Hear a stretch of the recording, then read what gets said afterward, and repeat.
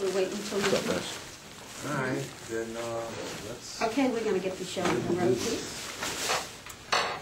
Welcome to our panel on the contradictions in the U.S. imperialist agenda for full spectrum dominance. We have a bar panelists here, very distinguished writers and analysts of Black Agenda Radio that is online on Wednesdays, and you can go to www.blackagendareport.com.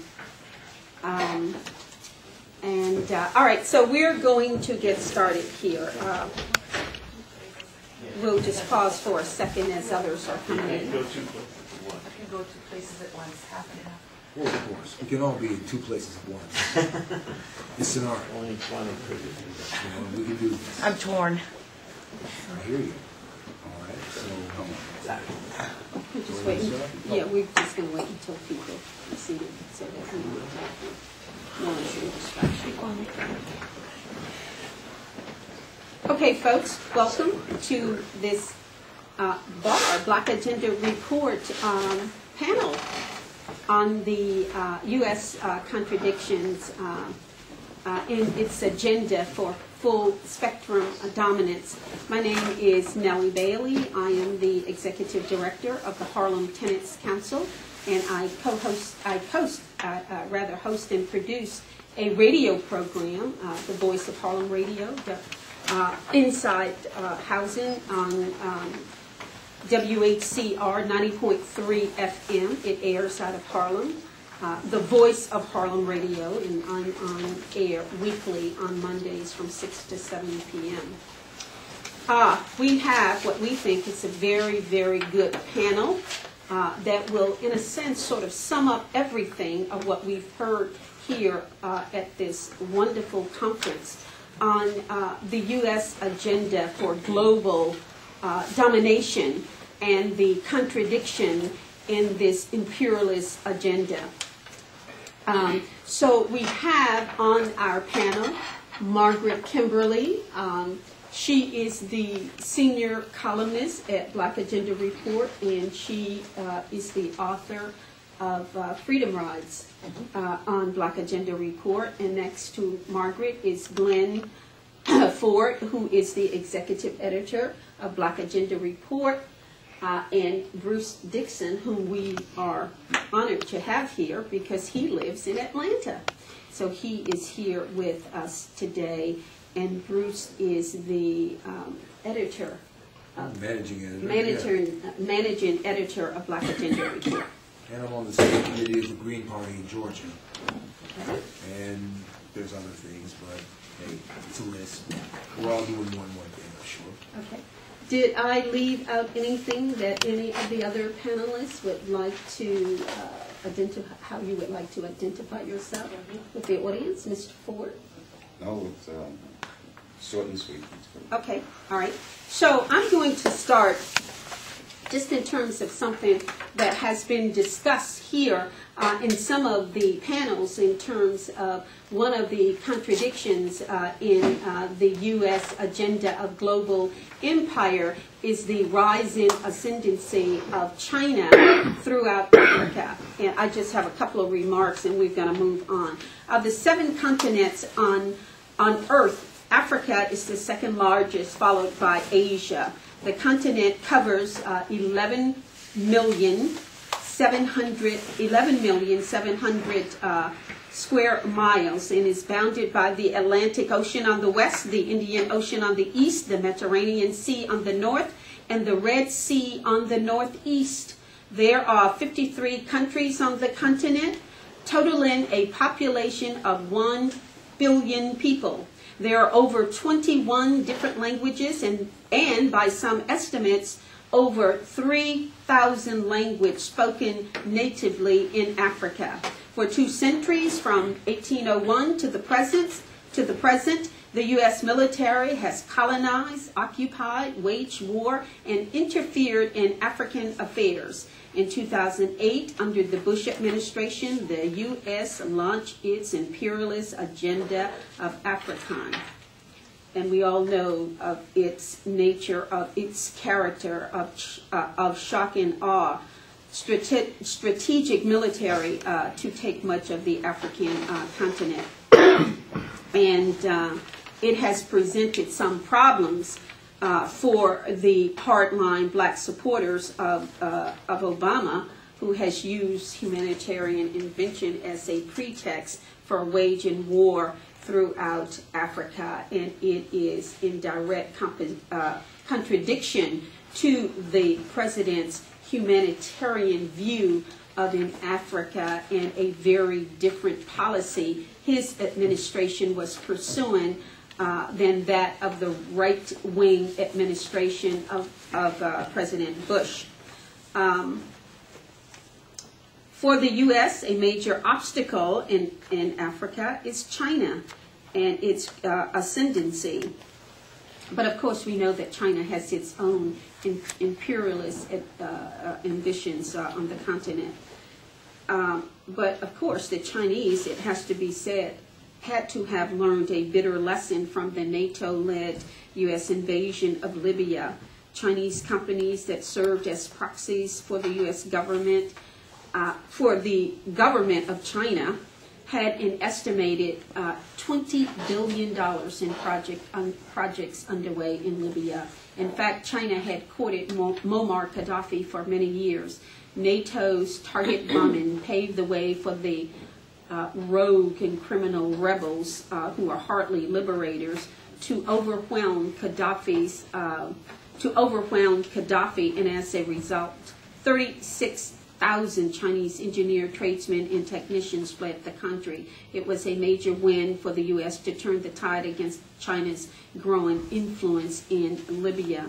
China's trade with Africa dramatically increased from $11 million in 2000 to $11 billion, in 2000 to $56 billion in 2006, making it the continent's third largest trade partner behind the United States and France. In fact, China is becoming the most assertive investor nation on the African continent.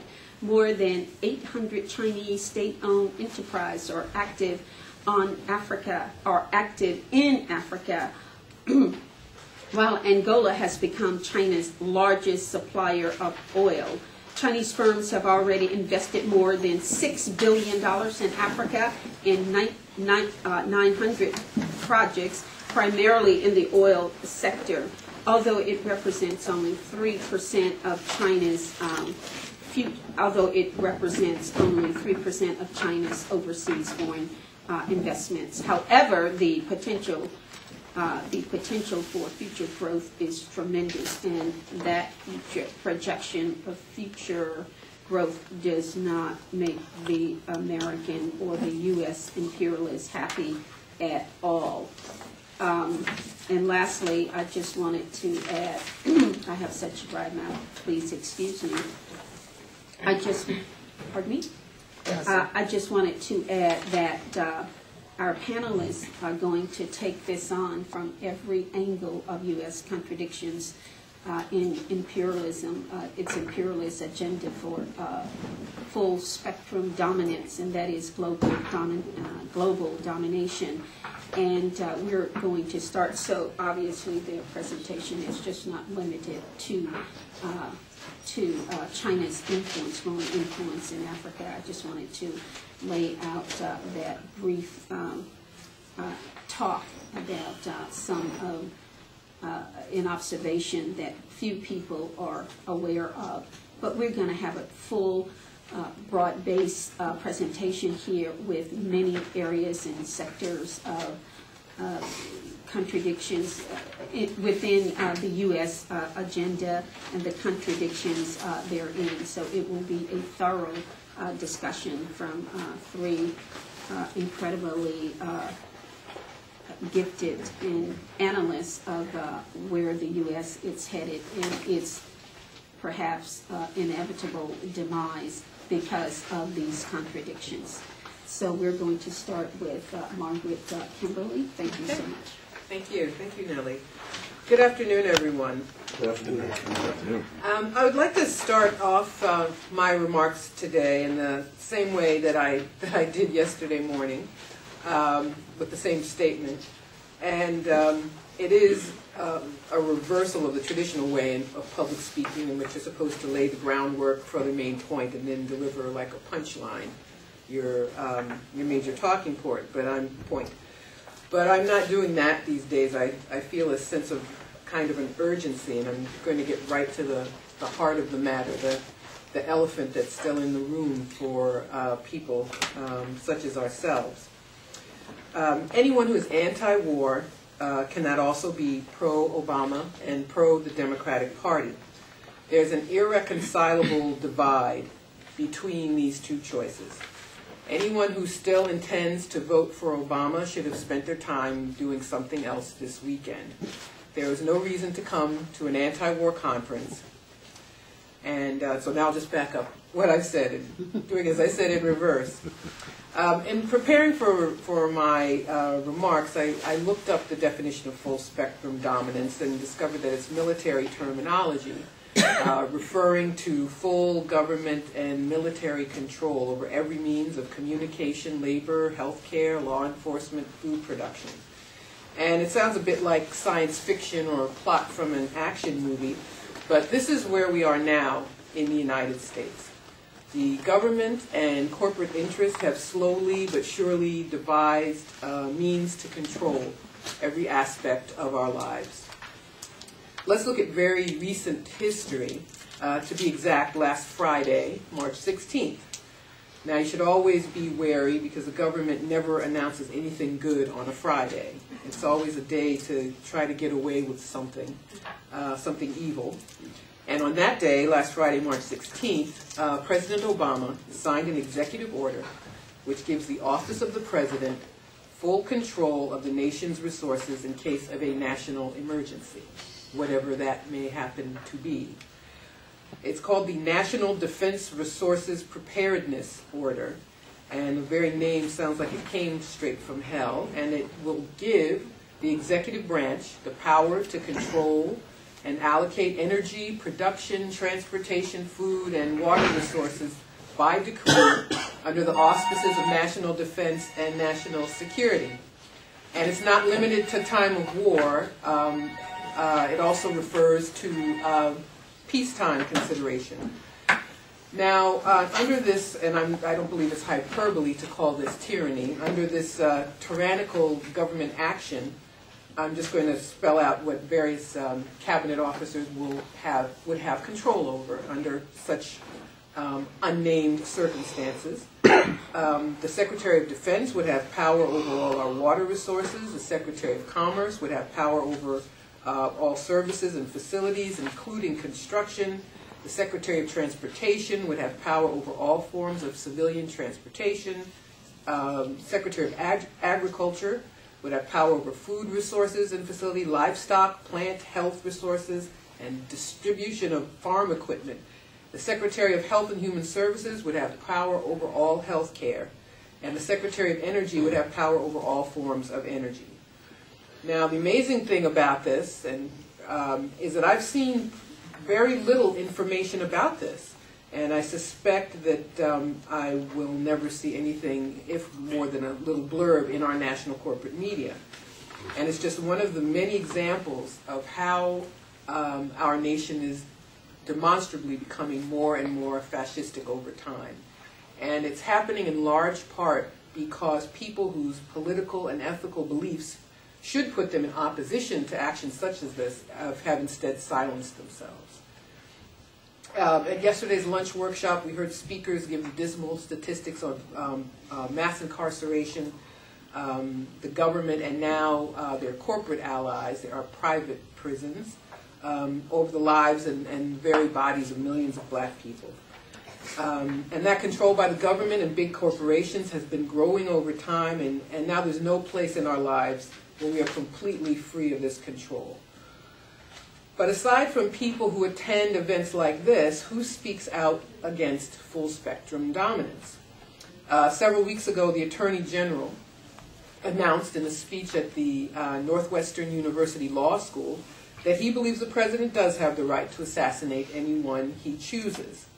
And the pièce de résistance of this really monstrous statement was an assertion by the Attorney General that despite what the Constitution says, we do not have full due process rights. We only have the right to judicial process, or is it the other way around? I can't remember. But this public pronouncement of an outright lie, Orwellian gobbledygook, was met with mostly silence. If there was any shred of progressive concern for our liberties, someone in that room would have booed him, shouted out shame on you, walked out, or thrown a tomato at Eric Holder's head. Or shoes. Or a shoe, yes, even better. Instead of that, everyone politely applauds, and it was left to those of us, a few usual suspects, to take up the charge. And contrast this with the degree of outrage directed at Rush Limbaugh when he called the young woman, the law student, a slut and a prostitute, which clearly he should not have said. But most Democrats exhibited their own full spectrum dominance of outrage, and the president even pleased his supporters by speaking directly to the young woman. So this dominance is not carried out only with brute government force, but with acquiescence. And we're, unfortunately, when I say we, I mean most of the American people, are scoring a perfect 10 on the acquiescence meter. And I believe that Holder's speech was a trial balloon on the part of the Obama administration. They wanted to see if there would be any outrage among his supporters about Holder's words. There wasn't any, or not enough. And Obama now assumes, unfortunately correctly, that he can get away with just about anything in this country or around the world. Now, I've been beating up on Obama quite a bit lately, and I can defend every word I've said about him, but I don't want to give the impression that he as a person is the problem. He's the manifestation of how our system works. And that is why we must begin to take different steps, namely by not voting for him or any other Democratic presidential candidate in the future. I believe he will be reelected, but his successor, whether it's in 2013 or 2017, will enact equally hideous laws. But this is what the system demands, and the only people allowed a spot at the top get there because they promise to go along with these awful programs. If there's a contradiction with this level of control being exerted over us, it is that we have been told that we live in a democracy when we don't. Yes, we get the opportunity to vote periodically, but too often people with money decide who will be on the ballot and what they will be allowed to consider should they get into office. Not only do we not have real political choices, but our efforts to be even informed about events in the nation and around the world are obstructed by the existence of corporate-owned media. Not only are the media owned by corporations and therefore biased in favor of advocating corporate prerogatives, but they work hand in glove with the politicians who owe their positions to corporations and wealthy individuals. You can read newspapers like the New York Times and the Washington Post from front to back, watch the network news every night, and be unaware of the very existence of the National Resources Defense Preparedness Order, or about Libya, or about any number of things happening in the world. And this is used by the people at the top, the ruling class, the 1%, who've exerted this divide and conquer strategy against all of us. They choose the rulers who always work to enact what they want, while we fight about so-called social issues, which are important to us, but do nothing to disrupt the way the ruling class works. So, having said all that, what do we do now? I think the first thing is what I've just done, what we've all been doing this weekend, articulating and clearly defining what our problems are. But then, of course, the question is raised, and rightly so, what do we do? As I said yesterday, I began my comments on another panel by stating the incongruity of supporting the Democratic Party and being an anti-war activist. Someone came up to me later and said, well, then what do I do in November? Who should I vote for? And you have choices. You can vote for another party, say the Green Party or another party. You can skip that line on the ballot. You cannot vote at all. I will be voting, but voting for someone else. And we get that question because we've been propagandized into thinking that doing anything that other than voting for a Democrat is unthinkable. It's as if we believe the world is flat and voting for anyone else is going to make us fall off the edge of the world. Now, I personally have lost my fear, and I am urging other people to lose their fear of not voting for Democratic candidates. And I'm losing my fear of Republicans being in office as I've watched the Democrats move further and further to the right. So let's imagine what would the world be like if McCain had won instead of Obama. If McCain had won, Acorn might have been defunded. But as I recall, that happened anyway. The Fed might have been used to funnel trillions of dollars to the bank. But that happened anyway. Libya might have been attacked and destroyed by the United States and its allies, but that happened anyway. We might have a trespass law, which makes it a felony to protest anywhere where the Secret Service are near, but that just happened. We might have a National Defense Authorization Act, but that just happened. We would have a dumb vice president, but I think that happened anyway, too.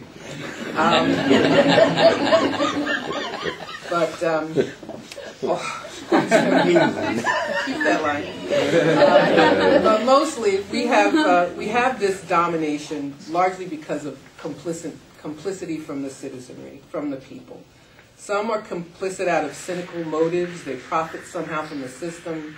Some do so out of misplaced concerns for voting for the right party. And some really are no different from the people they say they oppose.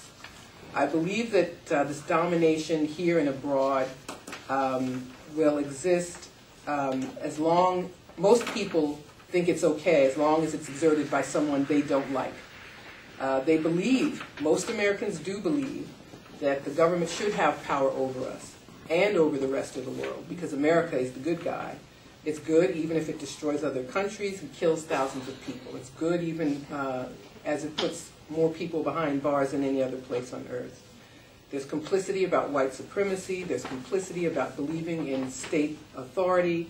So Eric Holder can say something as horrendous as he said and not get the derision that he should have. But I think it's time to be, I'll just sum up, it's time to be fearless. What would the repercussions be of progressives ceasing their support for Democrats? Well, we don't have all the answers, but there's an old saying, to get what you don't have, you have to do what you've never done. And I have ended my debates and discussions with people about what do we do about Obama? I'm disappointed, I'm this, I'm that. My answer is very simple. Don't vote for him. Right. And we will see what happens. And as our previous speaker, I hope you all heard, Vijay Prashad, was very powerful. It's time to say no to this and no to that. And it's time to do something we've never done. Thank you.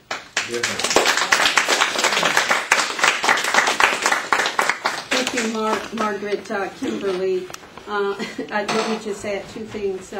Under McCain, we would have seen the privatization of public housing. That has happened anyway. Yeah. Under McCain, we would have seen the privatization of public education. That has happened anyway, and one could go on and on. And we will next allow Mr. Ford to go on and on. Glen Ford, Executive Editor of Black Agenda Report. To the people. To the people. Our title is Contradictions of the Imperialist Agenda for Full Spectrum Dominance. And I guess we have a lot of jargon in our title, so let's break it down. What the hell is full spectrum dominance, and why do they want it? I think one way of explaining the quest for full spectrum dominance is that they are seeking to have, I'm talking about the imperialists with the United States at the head and their junior partners in NATO, they're seeking to establish a monopoly on the use of force in the world.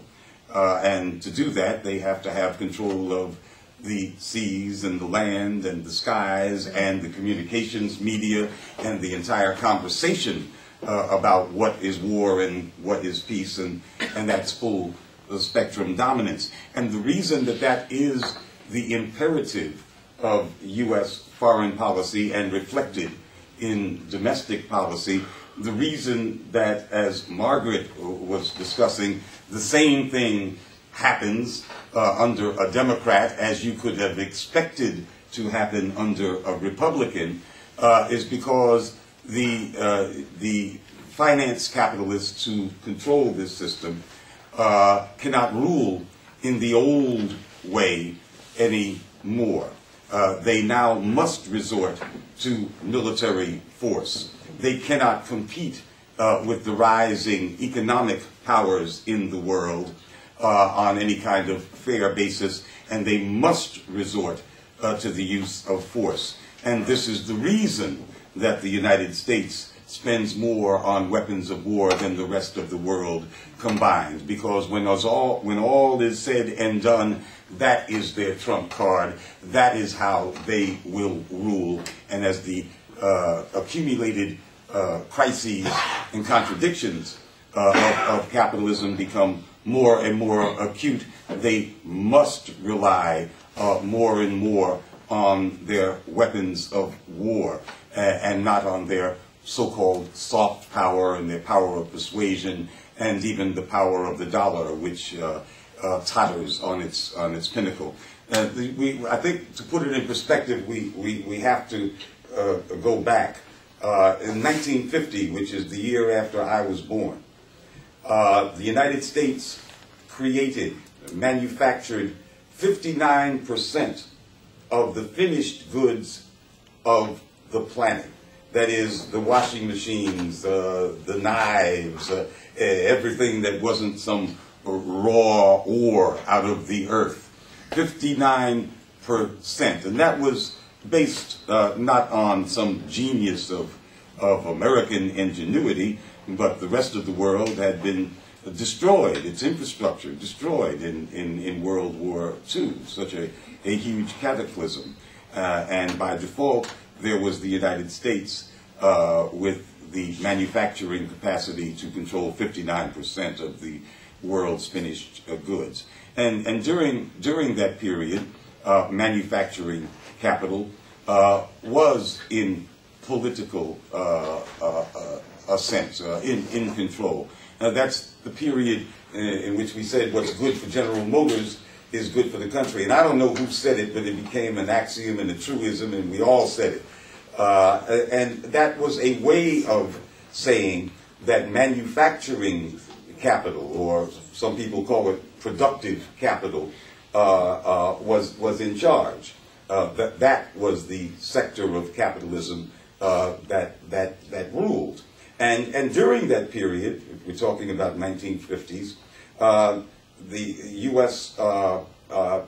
Manufacturing capital was in such a superior position in the world that they actually were smoothing the way for decolonization of the old world, that world that had been based on primitive accumulation with the breakout of Western Europe 500 years ago and the looting spree that gave rise to the riches that created the basis for capitalism and that drew lines on the map that we now call the world. That's the world that we live in. It was created in an orgy of looting and thievery and violence, and then they made some kind of order of it so they wouldn't periodically kill each other and lay waste to the land and have to build it up all over again. And so in the 50s, we have the United States ascendant, and they're actually smoothing the way for a regime in which the European powers did not exercise monopolies over their spheres of influence, which we called colonies, so that this much more dynamic and richer American productive manufacturing capitalism could then invade these markets that had been the sole preserve of France and England and other colonial powers. And we know the story. The United States becomes the senior imperialist, and all the others become junior. But somewhere around in the 1970s, the inevitable came. The inevitable that Karl Marx told us was going to come a very long time ago, and finance capital became supreme in the headquarters country of capitalism, in the headquarter of imperialism, and that was a profound epochal, to steal the word that my friend was just so fascinated with the other day. That was an epochal turn in capitalism because it meant that the manufacturing capacity of the world, the actual building of things, was shifted by these capitalists, by Wall Street, by the city of London. It was shifted from the metropolitan capitalist centers, from the United States and Europe, to the south and to the east. And we can sum it up in one word: China. But it's also India. It's also Vietnam. It's what we used to call the third world. And they somehow believed that they could hold on to power simply by the manipulation of capital, backed by their gendarmes, their massive armies, and hold on to control of the world while creating less and less. And the actual productive capacity of the world was shifting to the Chinas of the world. And this is the world as we now know it. This is the new world. And how do they hold on to their power while creating less and less? Their options become fewer and fewer. Their soft power and their ability to coerce people become fewer and fewer. And finally, it gets down to the military alone. And we look now to the map of Africa and see the real modern scenario being played out. As Margaret was alluding to, and as certainly Nellie was talking about, now the battleground, the focus is in Africa, and we see the real relationship of forces. That China and India, and we never mention India, but it's right behind China in terms of growing influence in Africa and elsewhere, that they are unstoppable. And they are unstoppable because they actually make things. And they are unstoppable because they do not have a political culture of rule by threat, force, intimidation, manipulation of markets, rigging the game. They actually make a deal. It is a better deal than the imperialists are equipped to make. Their deal always comes not with strings, but with hangman's nooses attached. While the Chinese say, and the state corporations are somewhat different from the so-called private corporations of China, but they say, we will develop your infrastructure, and when we are gone, you will have a railroad. And if you decide that we will be gone, you will have a port, and you will have the basis from which to build, to actually exercise this theoretical self-determination, because you'll have infrastructure. And that's part of our deal. And the Americans and the Europeans have never made that kind of deal. Their whole world was based on coercion and primitive accumulation. And isn't it such an historical irony that now that finance capital is at the helm and the West increasingly makes less and is not the center of production in the world, they now must revert to a kind of primitive accumulation again. It's like 500 years of history beginning the loop again. So what is the U.S. response to China and India and the existence now of something like a level playing field that they have never played in before? They resort again to raw military force. And that's why you have the charade of the boogeyman Coney justifying the 100, and there's got to be many more than that, U.S. Special Forces in the heart of Africa. And that's why we have the focus of U.S. foreign policy in Africa in the arming to the teeth of proxy states like Uganda and Rwanda acting as the mercenaries of the United States. And that's why we have this fiction of humanitarian military intervention, which is a way to subvert and just get rid of even the pretense of international law, because international law is a brake on the use of raw military force, and when they need military force because they have no other option, then international law must go. And that is the Obama project, to get rid of international law and all constraints on the use of U.S. military force. And domestically, that is the reason that due process has been eliminated. We now have no rule of law in the United States, and Eric Holder told us so, that due process is whatever they do as they process you. Right? It is a reflection of the contradictions of capitalism in this new world in which they cannot compete, and they must come down with the hammer. I thank you. That was fantastic, but we must remember, as Margaret pointed out, that full spectrum dominance is language, official language out of the U.S. military industrial complex. So it's not jargon, and we have to remember that, because we have to understand their language and the meaning of their language, as so brilliantly put together and summarized by Glen Ford. Our next speaker is Bruce Dixon. As I said before, he is the managing editor of the Black Star. I mean, the Black. Where's Milton?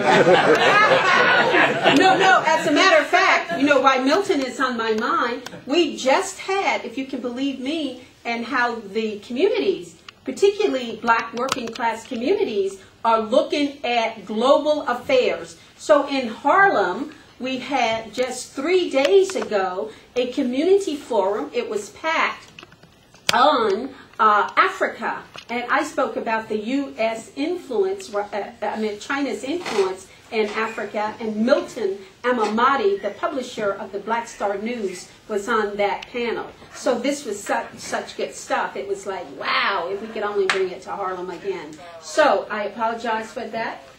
Bruce Dixon, managing editor of BAR, Black Agenda Report. Thank you. Good afternoon, and thanks for being here. Some of you came from greater distances than I had to come. I'm going to go in a slightly different direction from the rest of my colleagues, because full spectrum dominance doesn't just mean dominating those spaces across the ocean. Another thing that corporations and the opponents, that corporations and the wealthy do, that the 1% do, is they dominate our communication between each other. They dominate our ability to share our experiences. They dominate what goes on inside our heads. That's called marketing, isn't it? You know? So now, Black Agenda Report, since our founding in '06 and even before, when we were working on Black Commentator, we've extensively discussed and documented and the career and the significance of the man who's now our first black president, really from 2005, from the time he was a candidate for the U.S. Senate from Illinois. We've documented his career and its effect on black politics and on the nation's political life in general. We've identified something that my colleague Glen Ford calls the Obama delusional affect, a malady which warps and distorts popular black perceptions of reality among our people. When pollsters ask Americans historically how and whether they're satisfied with the general direction of overall U.S. domestic and foreign policy, black people used to be the least optimistic and the most skeptical, and the most doubtful that things would turn around in any positive direction anytime soon. But nowadays, since January of 2009, things have turned upside down.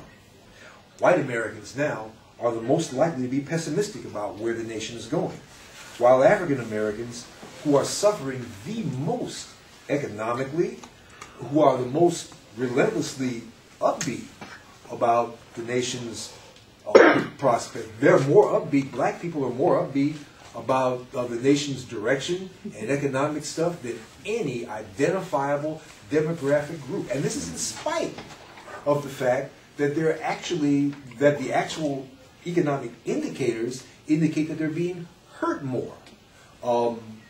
Before Obama came into office, let's say before the beginning of 2008, if you go back to 2006 and mid-2007, the average amount of black wealth, and by wealth is not income, wealth is assets like your house, stocks and bonds, businesses, these kinds of things.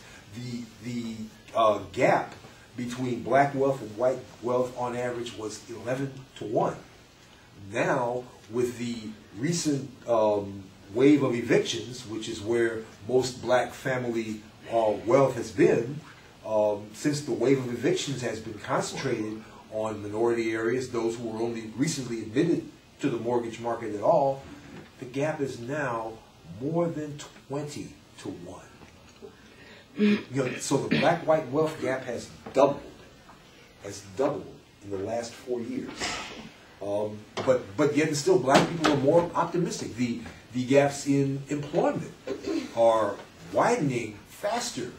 Employment and unemployment are widening faster between blacks and whites than they have any time since we've been recording that day. But still, black people are the most optimistic. What's up with this? So obviously they're dominating something that's not just out there in Africa and Asia. They're dominating something that's right here. They're inside your head.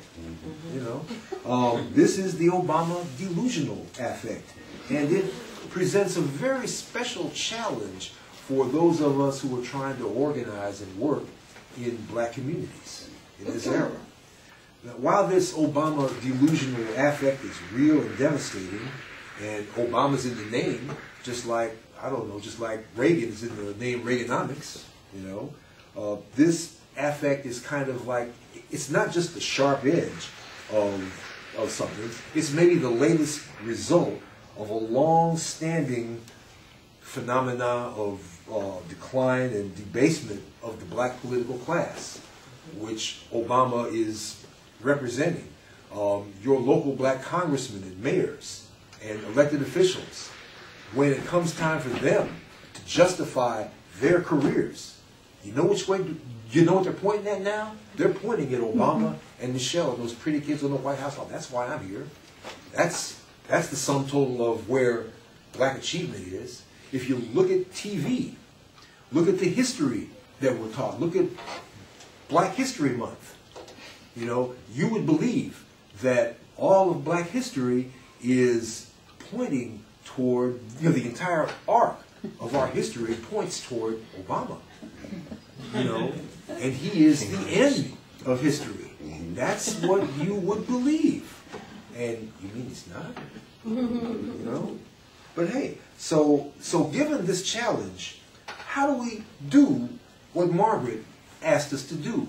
How do we oppose this when it's in the head of our family members, when it's in the heads of our next door neighbors, when many of us are kind of afraid to even tackle the challenge of how we raise this to people, how we bring this to people in an everyday, sense. How do we do this? So I'm going to talk a little bit about how we do that and what those roads are and what's some easy ways to do it. Now, people, there's a big contradiction. Well, let's put it this way. Okay, yeah, that, like I said, Obama is just at the top of the black political class, the black misleadership class. When we talk about them, we're really talking about him too. So we shouldn't just concentrate on Obama. We need to concentrate on our black mayors and our black congressmen. And let's look at the black political class. Who do they represent now? What are they? I would contend, and Professor Adolph Reed at the University of Pennsylvania, he called the ideology of the black political class something he called representationalism. And representationalism means that they're going to coast around on the fumes of the freedom movement that was a generation ago, but really all they're about is being appointed the managers of the problem, the intermediaries of the problem, the people who get special set-aside contracts because they're the representatives of the problem, the folks who get public-private partnerships, the folks who get philanthropic and corporate funding. And that's the MO of our black political leadership class. There's a universal constant in black communities, black urban communities in this country, and that's if you're my age, I'm 61, or if you're 51, or even if you're 41, the urban place where you grew up may not be there anymore. Okay? In my case, I'm from the south side of Chicago. And a lot of the south side of Chicago no longer exists. You have to go back to the writings of Langston Hughes to find it. Okay? It ain't there no more. Why is this? Because the only model we have in North America for urban economic development is moving poorer people out and moving richer ones in. Now, what does our black political leadership have to say about that? Well, you know, before Obama, they used to, every time, the Congressional Black Caucus used to do an alternative budget. They used to get up all the time and talk about a Marshall Plan for the cities. We need to build more housing, use more money for mass transit, more money for education. Now, the black political class has nothing to say about gentrification. They have nothing to say about displacement. They have nothing to say about how jobs are going to be created. Nothing to say about it. Even though if they live like me and grew up in Chicago, anybody here been to Chicago much? All right. Anybody here ever rode the State Street subway? Okay, the subway on the State. When you go down on State Street into the subway, and Barack Obama, when I worked with him in '92, he used to have to catch the subway to where he worked. There's a big sign that says that this subway was dug by the federal WPA in 1933. And this is the guy who says that government can't create jobs. You know, so where I'm going with this here, is that the black political class doesn't know how to create jobs, and they're not interested in trying to find out. They're interested. They don't know how to address urban displacement. They don't know how to address the attack on public education. All they know is how to get funded. All they know is how to get paid. And you've got to point out relentlessly everywhere that it's not just Obama that doesn't have answers. If you're the black mayor of Atlanta, you don't have answers either. Atlanta has been ruled by black mayors since 1973. Maynard Jackson was the first black mayor of Atlanta, and everybody knows that Dr. King, right before he died, was engaged with the sanitation workers in Memphis. And what they did in Memphis was, the sanitation workers were mostly black. The city wouldn't sign a contract with them. So they had been out on strike for a long time. The city wouldn't recognize them. So what they did is SCLC and other people came in and they turned out the high schools in Memphis. The high schools. Now when they tell you about Dr. King and they mention Memphis, they don't tell you that they turned out the high schools. They don't tell you that the activists, the movement activists, said stay out of school and get in the streets to support the sanitation workers. They don't tell you that. How many folks knew that? Not many, you see. But that's what was going on there. Now, Maynard Jackson had a garbage worker strike in Atlanta only 4 years later. And you know what the first black mayor of Atlanta did? He fired them all and sicked the cops on them. Damn Skippy, that's what he did. You know? So this is your black political class. This is your black political class. In Atlanta today, the black political class by now, in several administrations, has given away everything. Has given away everything. 3 mayors ago, they privatized the water in Atlanta, for God's sakes. And it was such a spectacular failure that, what was the guy's name? Bill Campbell came into office. He did it on the way out of office.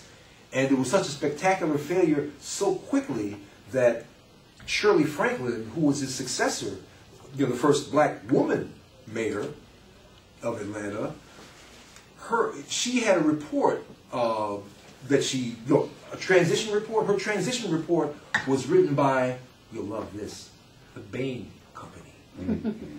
It was called the Bain Report.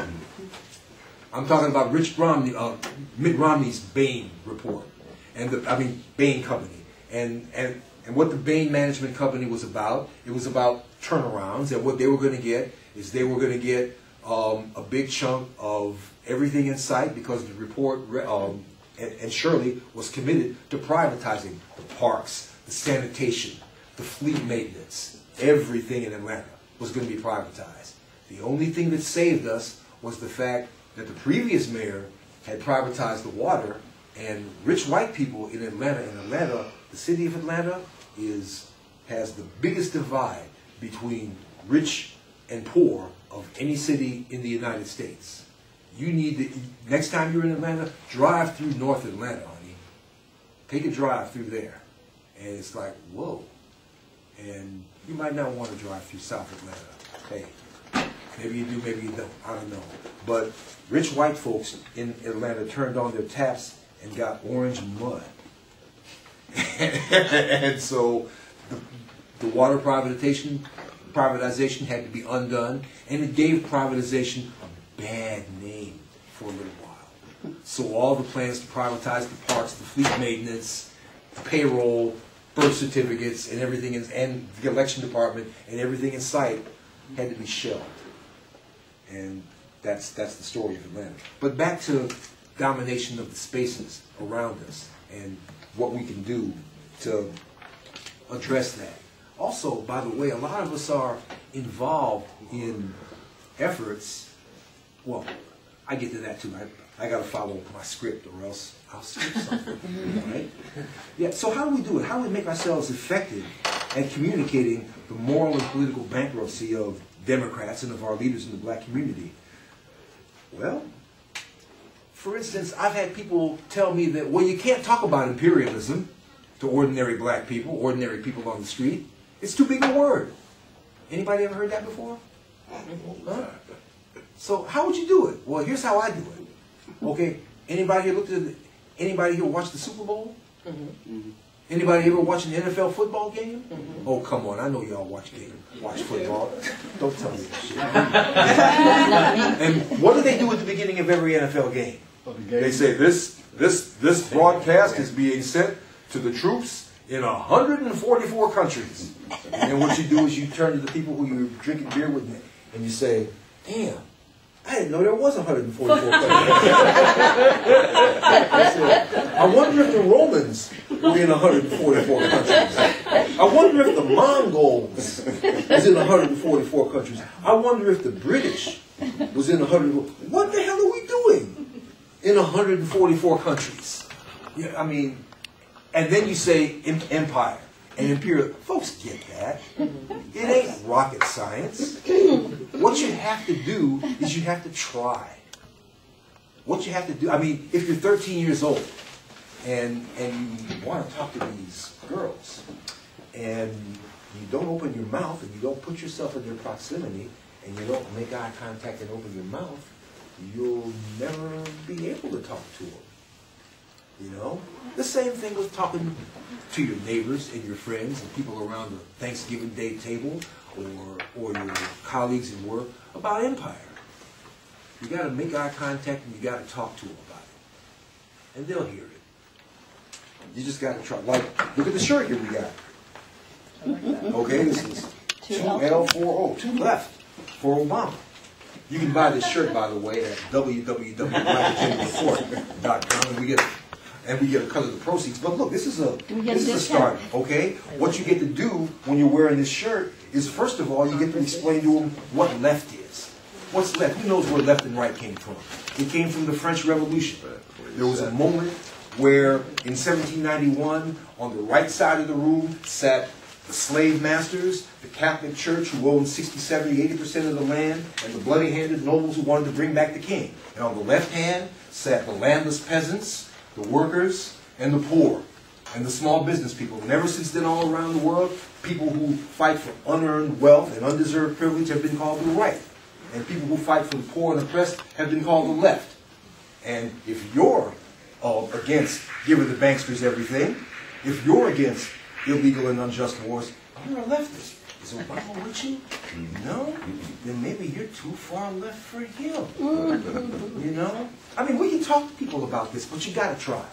Kwame Ture, well, do I need to go there again? Oh, also, ridicule is powerful. Anybody here ever heard? Well, yeah, there's a musical about it now, but I used to be able to ask people if they ever heard of Fela Kuti, but everybody's heard of him now, right? Okay. Do you know what? Was anybody familiar with Fela while he was alive? You know, yeah. I lived in a housing co-op full of Liberians, and so that's how I got hooked into it. But Fela was the most dangerous man in West Africa for 10 years. Why? Because he mocked the authorities, and he had 60 or 100 million people dancing to it. Okay? Nothing is more powerful than ridicule. Okay? When I was a kid, we used to play the dozens. And some people could play the dozens so bad they'd make you cry. They'd talk about your mama and how ugly you were. I mean, but if you got the gift to do that, do it. There's some people who just made a wonderful video, and these are real cheap, $100. That was stuff Obama supporters say. Anybody seen it? No. Those people are here too. You should Google it. Well, we're going to do a thing that says stuff black Obama supporters say. We're going to do another one that says stuff Arnie Duncan says. You know, but this is ridicule. This helps people visualize this stuff. You know, when you're talking to people, don't get angry with them. Okay, don't get angry, and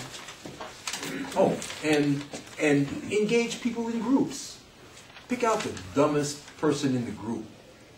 Well, not quite the dumbest, but the one who will fly off the handle at you, and debate that one. Because people don't change their minds in front of you. Grown-ups in America have been trained not to turn on a dime. They don't do it. Oh, 1 minute. Okay. So anyway, and finally, Kwame Ture used to say, find a black organization and join it. And if you can't find one that's doing what you want to do, start one. And if you're already in an organization that doesn't fill a room full of strangers to share the experiences that corporate media won't let you share, then get that organization on the right track so that they are filling a room, or start another one yourself. You can do this. It ain't hard. The future belongs to organizations, so go start one.